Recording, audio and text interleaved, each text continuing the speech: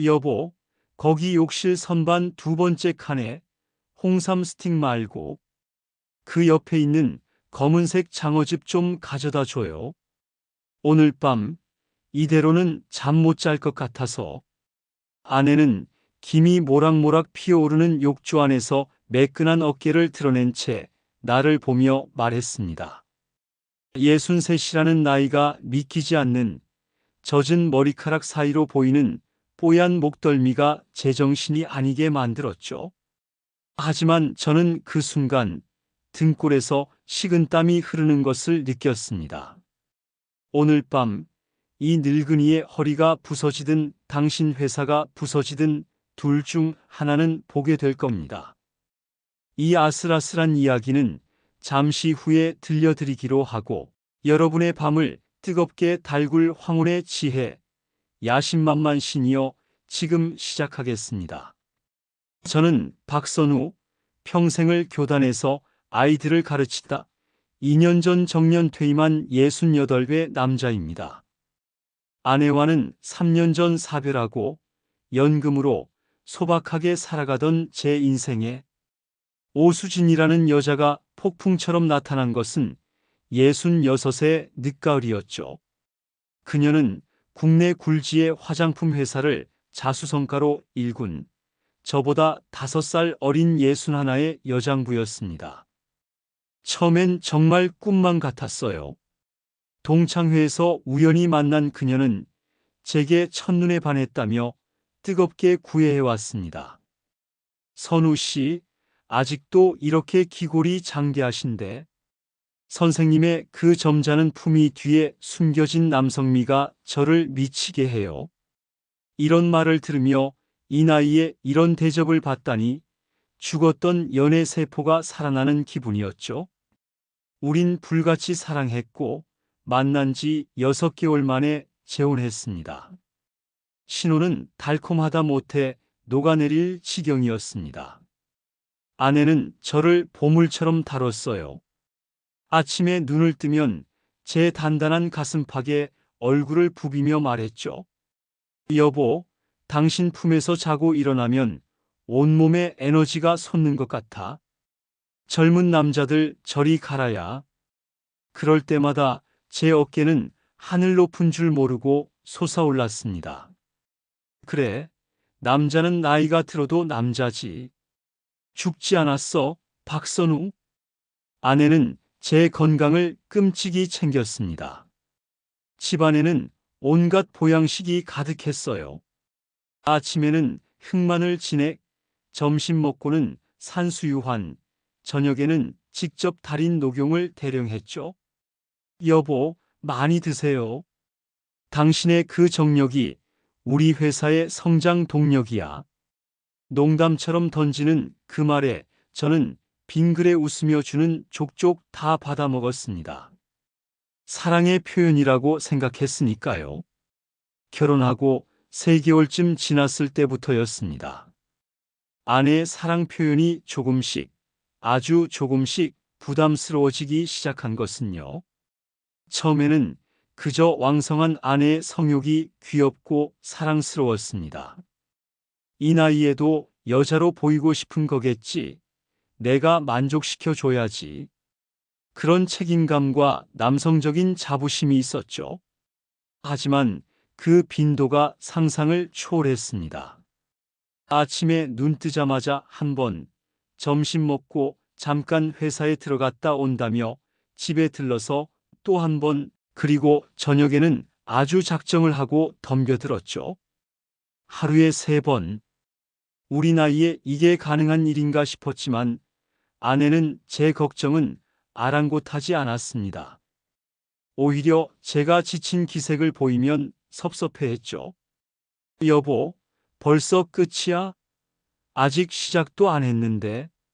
사랑이라고 믿었습니다.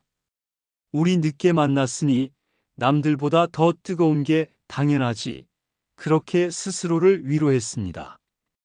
그런데 점점 이건 사랑이 아니라 뭐랄까? 의무에 가까워지고 있다는 느낌을 지울 수가 없었습니다. 아내는 저와 관계를 가질 때조차 마치 프로젝트를 수행하는 CEO 같았거든요. 제 몸을 위아래로 훑어보며 오늘은 컨디션이 괜찮네. 어제 먹은 장어집이 효과가 있나 봐. 이런 식으로 평가하듯 말하는 겁니다. 사랑의 교감이 아니라 마치 성능 테스트를 받는 기분이었습니다. 그날은 제가 몸살 기운이 있어서 컨디션이 영 좋지 않았습니다. 아침부터 으슬으슬 춥고 온몸이 쑤셨죠. 저녁이 되자 아내는 어김없이 제 허벅지를 슬쩍 쓸어왔습니다. 그 매끄러운 손길이 평소 같았으면 짜릿했겠지만 그날은 소름이 돋을 뿐이었습니다. 여보, 나 오늘 좀 말을 채 끝내기도 전에 아내의 표정이 싸늘하게 굳어지는 게 보였습니다. 피곤해? 지금 나한테 피곤하다고 말하는 거야? 아니, 그게 아니라 몸이 좀 안 좋아서. 아내가 침대에서 벌떡 일어나더니 저를 차갑게 쏘아봤습니다. 박선우 씨, 내가 당신하고 왜 결혼했는지 잊었어? 당신의 그 건강한 육체, 나이에 맞지 않는 정력? 그게 아니었으면 내가 평생 교사나 하던 당신을 만났을 것 같아 머리를 한 대 세게 얻어맞은 기분이었습니다. 목소리 톤이 완전히 달라졌어요. 처음 들어보는 경멸이 가득한 목소리였죠. 그게 무슨 소리야? 그럼 내가 뭐야? 당신의 밤 시중이나 드는 시수 말이야? 그렇게 소리치고 싶었지만 입이 떨어지지 않았습니다. 아내는 냉정하게 말을 이었습니다. 당신의 유일한 가치는 그거야. 그것도 못하면서 내 옆에 있을 자격이 있어? 그렇게 말하고는 아내는 다른 방으로 가버렸습니다. 문을 쾅 닫는 소리가 제 심장에 비수처럼 꽂혔습니다. 저는 그냥 멍하니 앉아 있었어요. 내가 뭘 잘못한 거지? 아파도 아프다고 말하면 안 되는 거였나? 그날 밤 저는 혼자 잠이 들었고 아내는 밤늦게까지 서재에서 나오지 않았습니다. 그 일이 있고 나서 며칠간은 냉전이었습니다. 아내는 저를 투명인간 취급했고 저는 어떻게 해야 할지 몰라 전전긍긍했죠. 그러다 제가 먼저 사과했습니다. 여보, 미안해. 그날 내가 잘못했어. 아내는 못 이기는 척 제 사과를 받아주었지만 예전 같은 따뜻함은 없었습니다. 그 후로 저는 아내의 요구를 거절할 수 없게 되었습니다. 피곤해도 몸이 좋지 않아도 아내가 원하면 무조건 응해야 했습니다. 마치 기계처럼요. 그러던 어느 날이었습니다.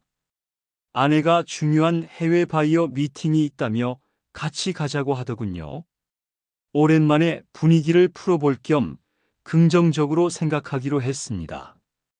그렇게 아내의 전용 기사가 운전하는 고급 세단 뒷좌석에 나란히 앉아 공항으로 향했습니다. 김 비서, 오늘 저녁 스케줄은 다 취소해. 남편이랑 오붓한 시간 보낼 거니까. 아내는 일부러 들으라는 듯 운전석에 김 비서에게 말했고 김 비서는 백미러로 저를 힐끗 쳐다보더니 아무 말 없이 고개만 끄덕였습니다. 30 중반쯤 되어 보이는 아주 반듯하고 예쁘장한 여자였죠. 아내는 차 안에서도 제 허벅지를 은근히 주무르며 귀에 속삭였습니다. 여보, 오늘 밤 기대해도 좋아. 당신을 위해 특별한 걸 준비했어. 그 말에 저는 애써 미소를 지었지만 속으로는 한숨이 나왔습니다. 또 시작이구나. 공항에 도착해서 출국 수속을 밟고 라운지에 앉아 있는데 아내가 잠시 화장실에 다녀오겠다며 자리를 비웠습니다. 그때였습니다. 옆자리에 앉아있던 김 비서가 제게 조심스럽게 말을 걸어왔습니다. 선생님. 네. 제가 이런 말씀 드려도 될지 모르겠습니다만 뭔가 심상치 않은 표정이었습니다. 무슨 말씀이신데요? 회장님께서 전 남편분과 왜 이혼하셨는지 아십니까? 아니요, 사업 문제로 다퉜다고만 들었는데. 김 비서는 잠시 망설이더니 충격적인 이야기를 꺼냈습니다. 전 사장님께서 마지막엔 발기부전으로 고생하셨다고 들었습니다. 회장님께서 사업 파트너들 앞에서 공공연하게 망신을 주셨다고요. 저 남자는 이제 남자 구실도 못한다고요. 머리가 하얘지는 기분이었습니다. 그래서 이혼당하신 겁니까? 김 비서는 더 이상 말은 하지 않고 깊은 한숨만 내쉬었습니다. 그 짧은 침묵이 모든 것을 말해주고 있었죠. 선생님, 몸 관리 잘하셔야 합니다. 회장님은 기다려주시는 분이 아닙니다. 그 순간 화장실에 갔던 아내가 돌아왔습니다. 김 비서, 무슨 할 말이라도 있어? 둘이 무슨 얘기를 그렇게 심각하게 해? 아닙니다, 회장님. 선생님께 비행시간 안내해 드렸습니다. 김 비서는 아무 일 없었다는 듯 태연하게 대답했고, 아내는 의심의 눈초리로 저와 김 비서를 번갈아 쳐다봤습니다. 그날 이후 아내의 모든 행동이 다르게 보이기 시작했습니다. 저를 챙겨주던 수많은 보양식은 사랑이 아니라 사료였고, 밤마다 이어지던 관계는 애정 표현이 아니라 실적 압박이었습니다. 저는 오수진이라는 거대한 회사의 가장 중요한, 그러나 언제든 대체될 수 있는 부품에 불과했던 겁니다. 의심의 씨앗은 싹을 틔우고 제 마음속에서 거대한 나무로 자라났습니다. 그러던 어느 날 결정적인 사건이 터지고야 말았습니다. 아내가 2박 3일 일정으로 부산 출장을 가게 되었습니다. 여보, 나 없다고 밥 굶지 말고 내가 보내준 약 잘 챙겨 먹고 있어. 알았지? 다녀와서 검사할 거야. 아내는 농담처럼 말하며 현관을 나섰습니다. 아내가 떠나고 난 텅 빈 집. 저는 해방감을 느꼈습니다. 오랜만에 찾아온 자유였죠. 그런데 그날 저녁 아내의 서재를 청소하다가 우연히 잠겨있지 않은 아래쪽 서랍을 발견하게 되었습니다. 평소에는 늘 굳게 잠겨있던 곳이라 호기심이 생겼죠. 조심스럽게 서랍을 열어본 저는 그 자리에 얼어붙고 말았습니다. 서랍 안에는 제가 한 번도 본 적 없는 남성용 정력제와 값비싼 해외 브랜드의 러브젤이 여러 개 들어있었습니다. 그리고 그 옆에는 젊은 남자의 사진이 여러 장 놓여 있었습니다. 헬스 트레이너처럼 보이는 온몸이 근육질인 20대 후반의 남자였습니다. 사진 속 남자는 아내와 아주 다정한 포즈를 취하고 있었습니다. 호텔 가운을 입고 샴페인 잔을 부딪히는 사진, 수영장에서 아내를 안고 환하게 웃는 사진. 심장이 쿵쾅거리며 손이 부들부들 떨렸습니다. 아, 그래서 출장이 잦았구나. 그래서 나한테 그렇게 집착했던 거구나. 나를 통해 자신의 건재함을 확인하고 밖에서는 젊은 놈과 바람을 피우고 있었던 겁니다. 배신감에 피가 거꾸로 솟았습니다. 그동안의 모든 일이 퍼즐처럼 맞춰졌습니다. 김 비서의 의미심장한 경고, 전 남편의 비참한 최후, 그리고 나를 사육하듯 대하던 아내의 진짜 모습까지.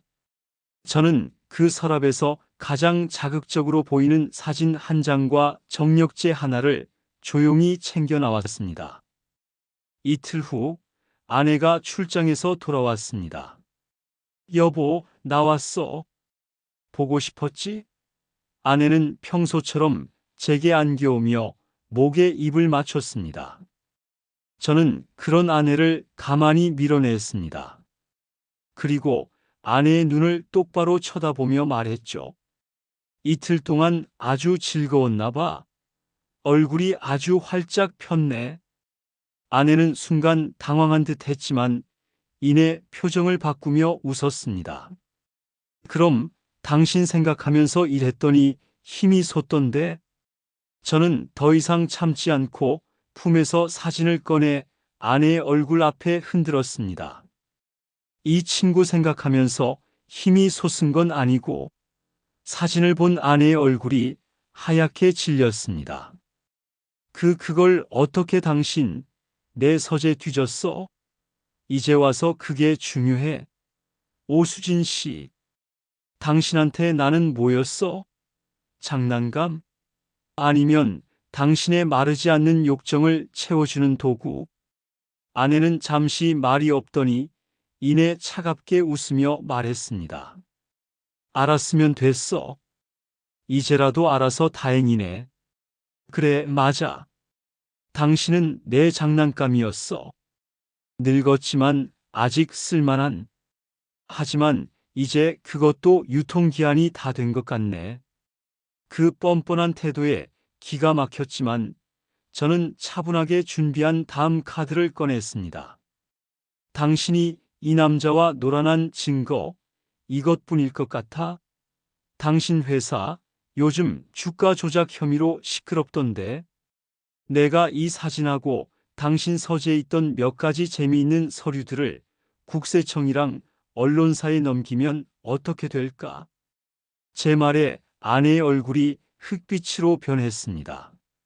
너 나를 협박하는 거야? 협박이 아니라 거래를 제안하는 겁니다. 회장님, 위자료는 필요 없어. 대신 이 집 내 명의로 넘겨. 그리고 다시는 내 인생에 나타나지 마. 당신의 더러운 돈 역겨워서 한 푼도 받기 싫으니까. 그렇게 저의 두 번째 결혼 생활은 2년 만에 막을 내렸습니다.